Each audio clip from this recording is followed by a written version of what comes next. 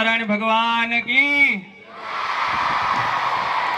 આજે આપણા કેમ્પસમાં સત્યનારાયણ ભગવાનની કથા વ્રતનું આયોજન થયું છે। એમાં ઉપસ્થિત તમામ મહેમાનશ્રીઓને આપણે સંસ્થા પરિવાર વતી જોરદાર તાલીઓથી આવકારીએ। આ કથા આપણે 5 અધ્યાયમાં સાંભળી। એમાં અતિથિઓને તો ખ્યાલ હોય, પણ આપ સૌ વિદ્યાર્થીઓ જે આપણા કેમ્પસમાં કથા થાય છે તો એનો મહિમા, આપણે જે કથા હોય એનો સાર હોય એ 1 મિનિટમાં તમને કહું। જ્યારે આ કથા આપણે સાંભળી તો બહુ મોટી કથા લાગી ને બધાને,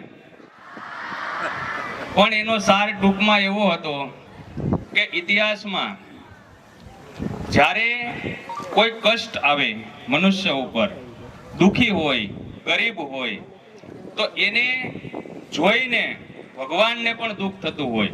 ત્યારે પુરાણોમાં એટલે કે સ્કંદ પુરાણ, જેમાં રેવાખંડમાં આ કથાનું વર્ણન કરવામાં આવ્યું છે।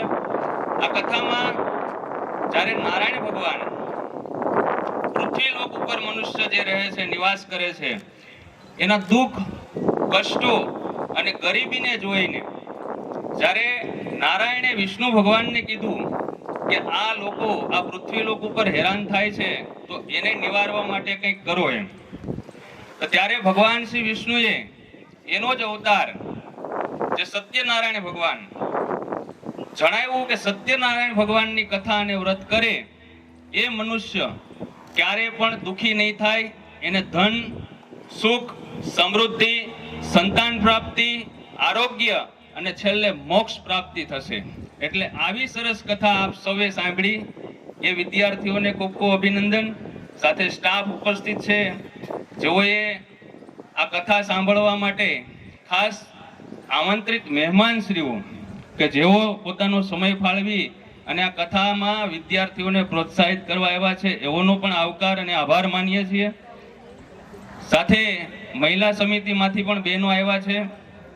આજે આ કથામાં આપણે સૌ વિદ્યાર્થીઓએ ખૂબ શાંતિથી સાંભળી, એના માટે તમે એકવાર જોરદાર તાલીઓથી તમારો જ અભિનંદન આપી દો। ફરીવાર આપ સૌનું સ્વાગત અને અભિવાદન કરું છું। આભાર અસ્તુ।